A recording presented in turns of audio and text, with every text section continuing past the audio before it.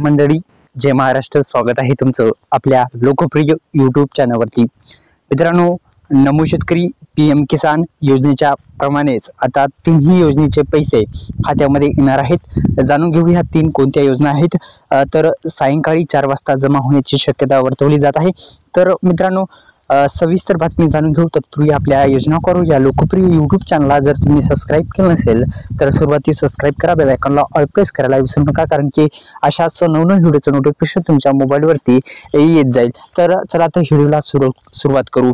तर सुरुवातीस मित्रांनो, पहिली योजना कोणती आहे या संदर्भात पाहण्या अगोदर पुन्हा एकदा विनंती आहे, आपल्या यूट्यूब चॅनलला तुम्ही जर सबस्क्राईब केलं नसेल तर सबस्क्राईब करायला तर मित्रांनो, आता PM किसान योजनेच्या माध्यमातून राबवली जाणारी योजना तसेच कोणकोणत्या योजनेच्या माध्यमातून आता तिन्ही योजनेचे पैसे येणार आहेत जाणून घेऊ या हप्त्या संदर्भात.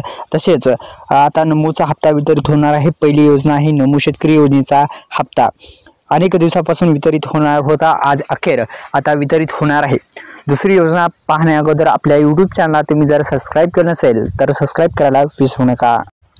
तर दुसरी योजना आहे पीक विमा योजना, प्रधानमंत्री फसल योजना. मित्रांनो, अनेक दिवसापासून शेतकरी बांधवांना प्रतीक्षा होती ती पीक विमा कधी जमा होतो.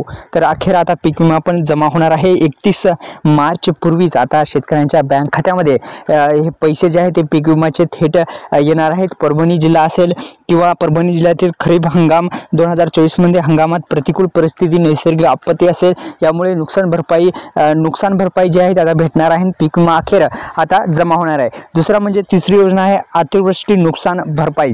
नुकसान भरपाईचे पैसे आता अखेर जमा होणार आहेत. 31 मार्च पर्यंत तुम्ही जी EKYC आहे ती कंप्लीट करून घ्या. EKYC जी आहे ती कंप्लीट झाल्याच्या नंतर तुमच्या खात्यामध्ये आता हे पण पैसे जमा होणार आहेत. तर हे तिन्ही योजनेचे पैसे, पहिले म्हणजे नमो शेतकरी योजनेचा हप्ता, अतिवृष्टी नुकसान भरपाई आणि पीक विमा, हे तिन्ही जे पैसे आहेत योजनेचे आता खात्यामध्ये जमा होणार आहेत. तर मित्रांनो, यूट्यूब चॅनलला सबस्क्राईब करा. धन्यवाद. जय शिवराय.